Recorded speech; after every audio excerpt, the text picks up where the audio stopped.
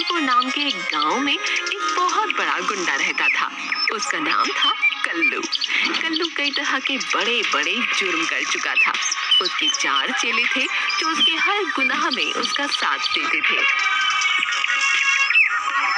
पर अब कल्लू चोरी और किडनैपिंग करके थक चुका था। अरे बिल्लू सुन, तुझे तो पता है अब तेरे बॉस की उम्र भी हो गई है और अब इस धंधे में कुछ ज्यादा रहा नहीं।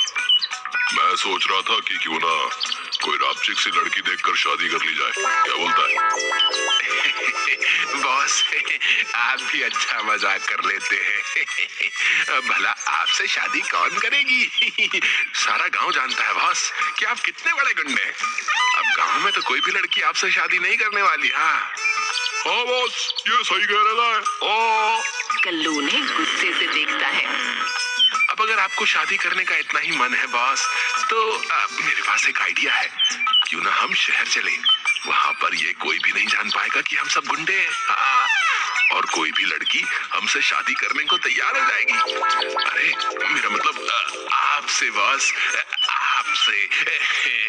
हाँ, और क्या पता बॉस की शादी के बाद हमें भी कोई लड़की मिल जाए।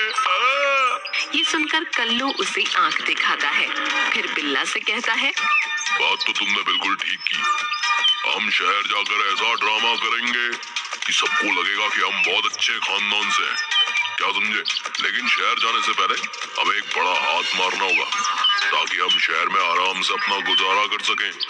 ये प्लान बनाकर कल्लू अपने चेलों के साथ शहर के सबसे धनी सेठ को लूटने की तैयारी बनाने लगा। कल्लू बहुत बड़ा गुंडा था और हमेशा अपना स्टेटस मेंटेन रखता था। वो किसी को भी लूटने से पहले गांव में खबर फैला देता था कि वो किसे और कब लूटने वाला है। ऐसा करके वो लोगों को दिखाता था कि वो किसी से नहीं डरता और किसी में दम हो तो उसे रोक ले। जाओ, जाकर गांव में ये खबर फैला दो कि मैं अब गोरा सेठ को लूटने वाला हूँ और ये इस गांव में मेरी आखिरी लूट होगी। इस खबर ने पूरे गांव में अफरा तफरी मचा दी। कल्लू शाम को अपने चेलों के साथ गोरा सेठ के घर पहुंचा और वहां का माहौल देखकर दंग रह गया। अरे आओ आओ कल्लू भाई, तुमने तो आने में बहुत देर कर दी। मैं कब से तुम्हारी राह देख रहा था। अरे ओ सेठ हो, पागल हो गया क्या है? भला कोई गुंडे मवालियों की भी राह देखता है क्या है बे? हाँ और क्या, तू लुटने के लिए हमारी राह क्यों देख रहा था रे? ओए तू चुप कर। जब मैं बात कर रहा हूँ तो तू बीच में बकर बकर क्यों कर रहा है? जानता नहीं क्या मैं तेरा सीनियर हूँ? चुपचाप कोने में खड़ा रहे। अरे आप खड़े क्यों हैं कल्लू भाई? आइए बैठिए, कुछ ठंडा मंगवाऊं? अरे ओ तेरा तो सच में दिमाग खराब हो गया लगता है। अरे नहीं नहीं कल्लू भाई, ये तो खुशी के बारे में बावला हुआ जा रहा हूँ। हाँ। किस बात की खुशी रहे तुझे? मैं तुझे लूटने आ रहा है? अरे यही तो खुशी की बात है कल्लू भाई। मैं साल भर इतनी मेहनत से पैसे कमाता हूँ और साल खत्म होते ही तुम आते हो और मुझसे सब कुछ लूट कर ले जाते हो। मगर क्योंकि ये तुम्हारी आखिरी लूटपाट है, मैं तुम्हें खुशी खुशी सब कुछ देने को तैयार हूँ।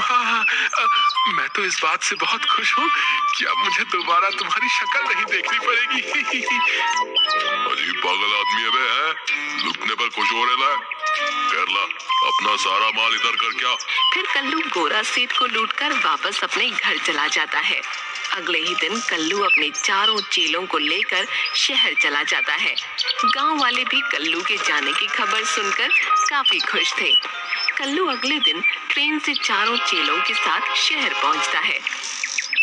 अरे वाह बॉस, ये जगह तो एकदम फैंटास्टिक है। हाँ, यहाँ तो मजा ही मजा आएगा। चलिए हम पहले चलकर कोई रहने की जगह ढूंढते हैं बॉस। नहीं, उसकी कोई जरूरत नहीं है। तुम लोगों को शायद पता नहीं है, पर मेरा एक बचपन का खास दोस्त यहाँ रहता है। वो बस हमें लेने को आता ही होगा। तभी कल्लू के बचपन का दोस्त पिंकू उसे लेने स्टेशन पहुंचा। वो सब पिंकू के घर जाते हैं। कल्लू पिंकू को सब कुछ बताता है कि वो लोग सब गलत काम कुछ समय के लिए छोड़कर यहाँ आए हैं और कल्लू अपने लिए लड़की ढूंढ रहा है। इसके लिए हमें थोड़ी सी मेहनत करनी होगी। हाँ हाँ पिंकू, मैं कुछ भी करने को तैयार हूँ, बस तुम मेरे लिए लड़की ढूंढ दो। हाँ तो कल्लू, तुम मेरी बात ध्यान से सुनो। कल्लू और उसके चारों चेले ध्यान से पिंकू की बात सुनते हैं। देखो, मेरी नजर में एक बहुत अच्छी लड़की है। मेरे घर के सामने एक घर है और वहाँ एक लड़की रहती है। उसका नाम कविता है। वो अकेले रहती है और वो एक टीचर है।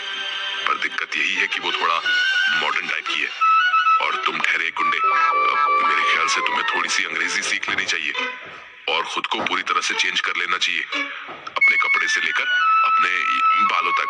और तुम्हें उससे ये छुपाना होगा कि तुम गुंडे हो, समझे? बाकी तो सब ठीक है पिंकू, पर भला अपन को उससे ये काय को छुपाना होगा कि मैं एक गुंडा हूँ? क्या ये गलत नहीं होगा क्या है? अरे यार कल्लू, अगर तुम उसे जाकर ये कहोगे कि तुम गुंडे हो और गांव से आए हो, तब तो शायद वो तुमसे कभी शादी ही नहीं करेगी।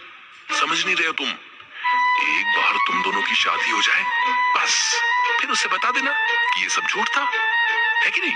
कल्लू को ये सब गलत तो लगता है, पर उसके चेलों और पिंकू के बार बार कहने पर वो मान जाता है। अगले दिन कल्लू के चेले उसे लेकर एक बार्बर के यहाँ जाते हैं और उसको नए कपड़े खरीद कर देते हैं। शाम को जब कल्लू घर आता है और पिंकू उसे देखता है, कल्लू अपने बाल मॉडर्न स्टाइल में कटा चुका था और उसने शर्ट पैंट पहन रखी थी। तब पिंकू, अरे वाह कल्लू, ये तो कमाल ही हो गया है। जैसा मैंने कहा था तुमने ठीक वैसा ही किया।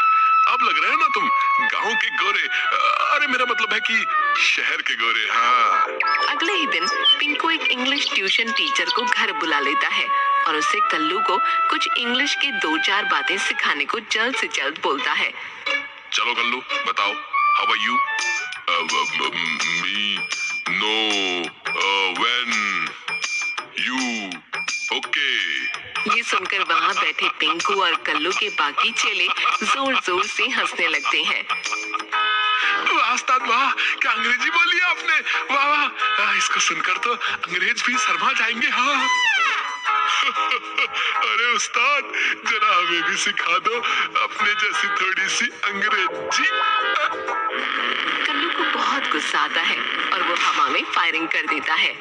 ट्यूशन टीचर तो गोली की आवाज सुनते ही बेहोश हो जाता है। अरे कल्लू, ये क्या किया? अब तुम्हें कौन अंग्रेजी सिखाएगा?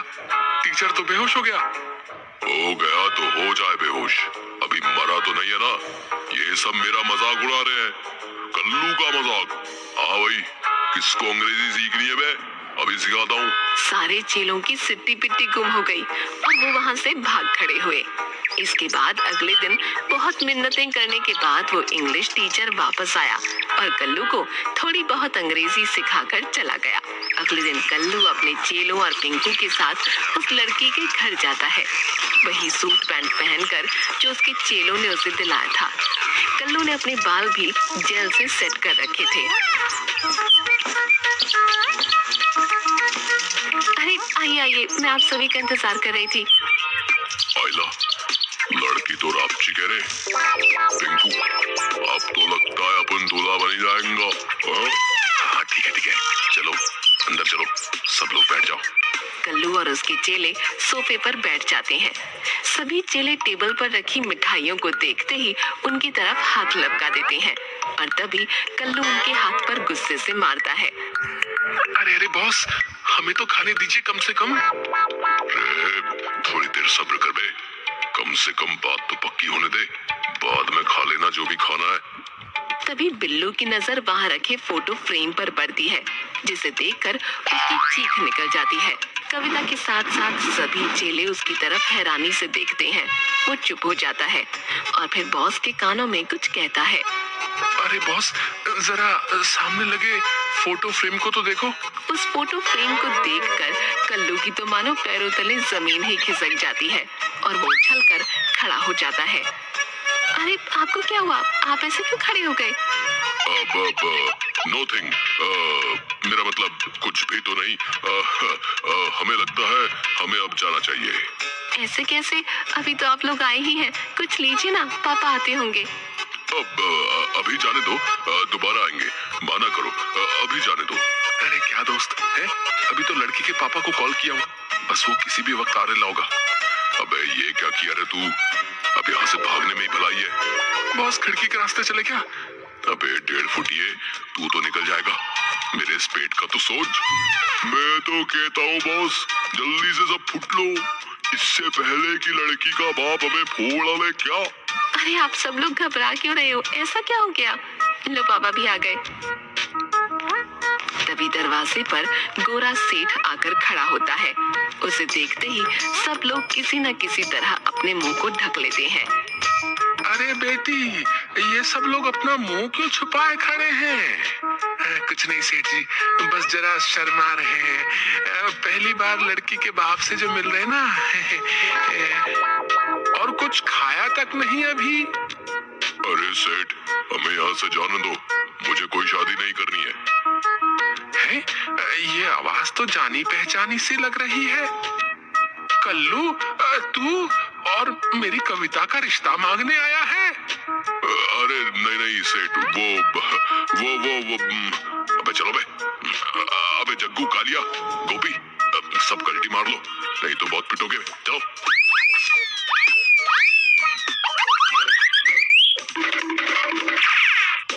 अरे पकड़ो इन्हें, पकड़ो पकड़ो, गुंडे चोर लफंगे कहीं के। सब लोग भागकर सड़क किनारे पहुंच जाते हैं। अरे बाप रे बाप, आज तो बाल बाल बचे। ए पिंकू, तू बिना सोचे समझे कहीं भी बात कर लेता है, मरवाएगा कभी हमें। अरे यार है तू मेरा, टेंशन नहीं लेने का। अभी मेरे पास एक और रिश्ता है तेरे लिए। एक और रिश्ता? नहीं नहीं। ये सुनकर सब लोग मिलकर पिंकू की धुलाई करना शुरू कर देते हैं।